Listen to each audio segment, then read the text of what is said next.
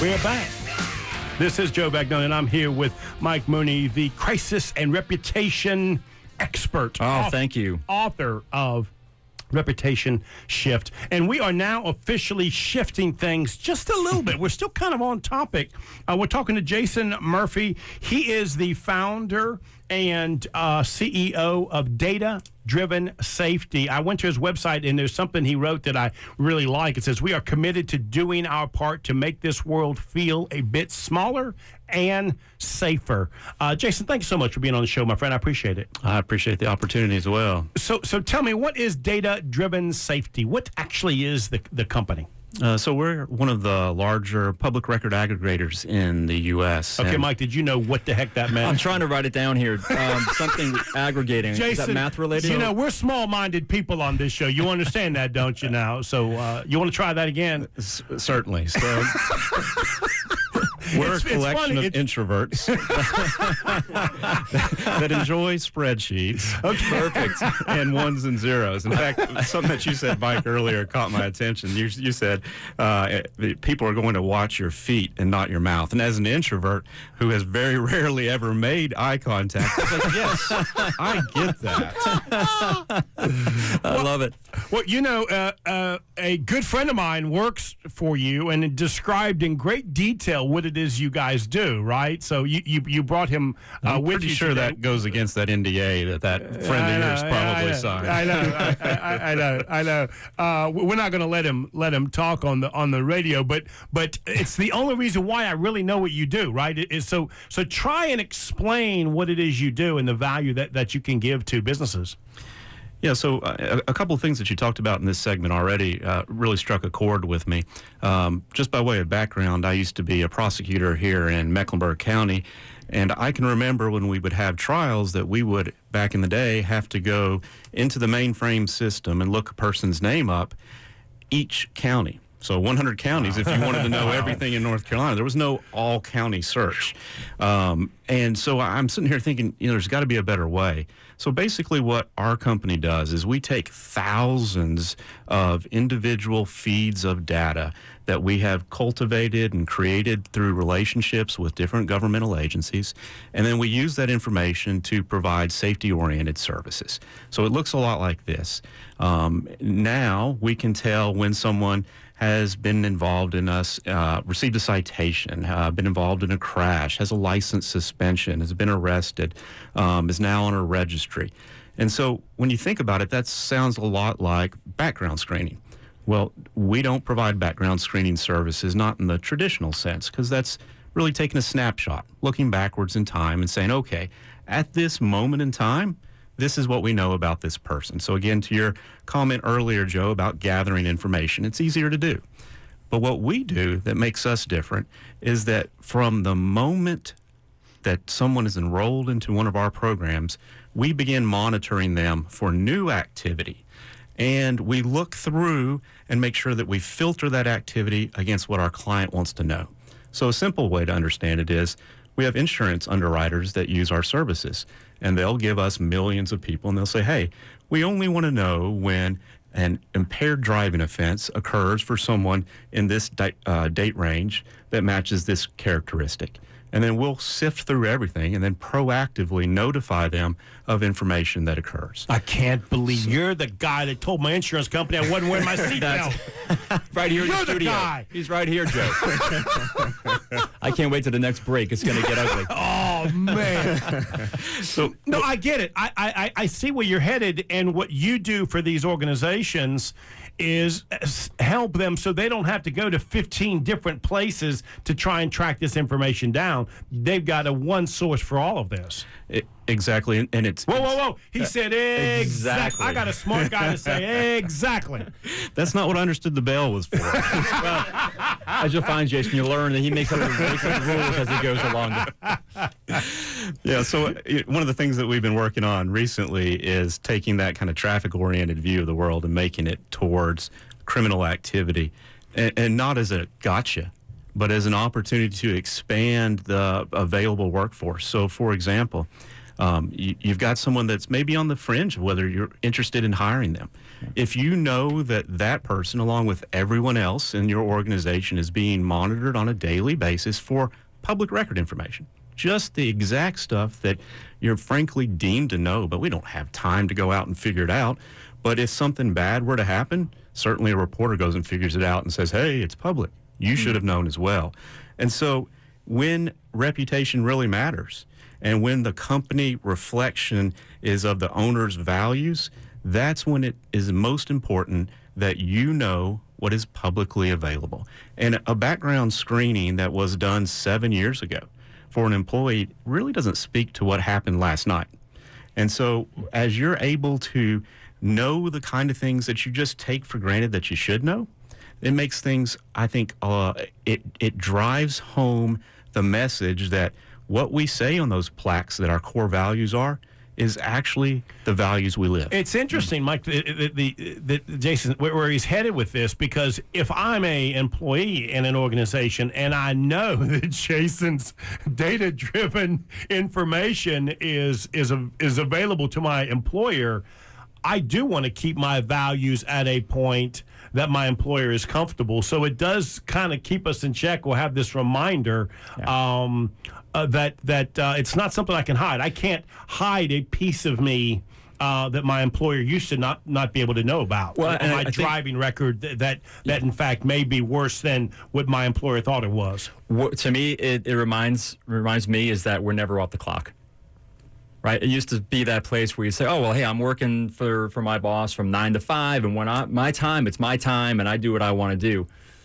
Not so much anymore. Well, not so much because of the reflection that it has on the organization and the impact it can have to the business, right? There's a new level, right, of awareness. But Jason, you're not telling the employees or employers to take action on this information. You just want them to be aware of what's happening. Right. So one of the things that this is geared towards is going from the reactive mindset to the proactive. And so one of the mechanisms that we use is a filtering technology. And so our customers tell us what they care about. So right now, if you go get a background screening service, it's typically everything they can find everywhere.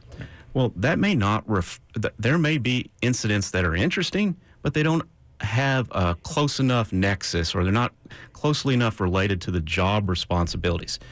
Well, certainly from an employment perspective, you shouldn't be judged by from my opinion, you shouldn't be judged by something that doesn't relate to what you've been asked to do for your employer.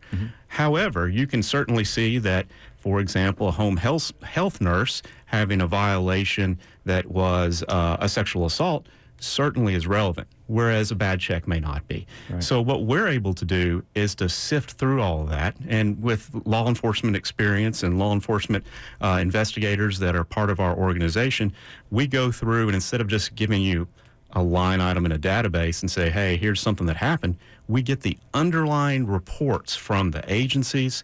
We put all that together in an investigative packet, and then we give you a proactive way of dealing with things. And let's back up, okay? This is so much data, and it's so technical. How did you get here, right? I mean, you didn't wake up one day and say, I think I'm going to go ahead. How did you get here, right? I found I wasn't very good at other things.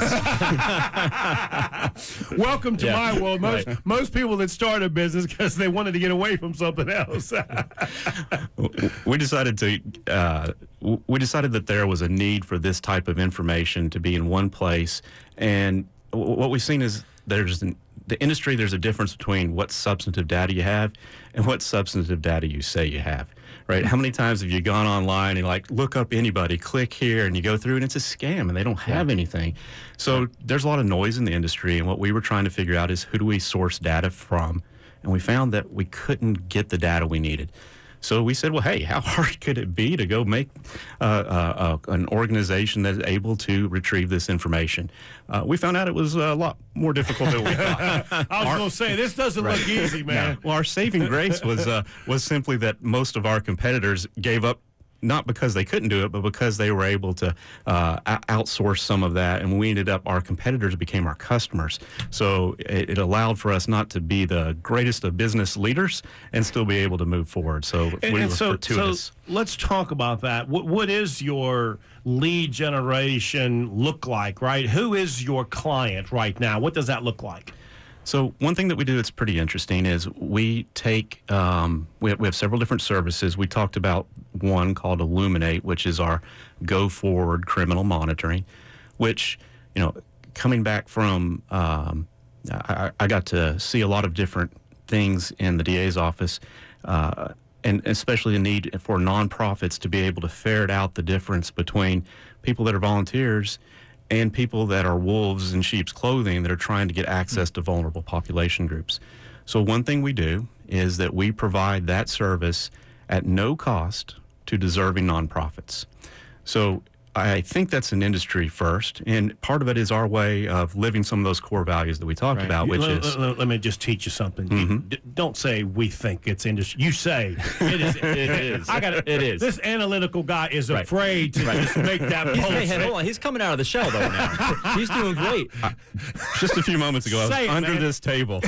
When you were like, are you ready? And you saw me under here hiding and shivering. I feel like I've come a long way. Big steps, Jason. You're doing great, brother.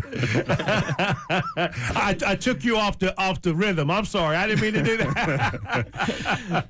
So let's just a little bit talk about now who is working with you. I met you literally today from a dear friend of mine, right, George? And I know George.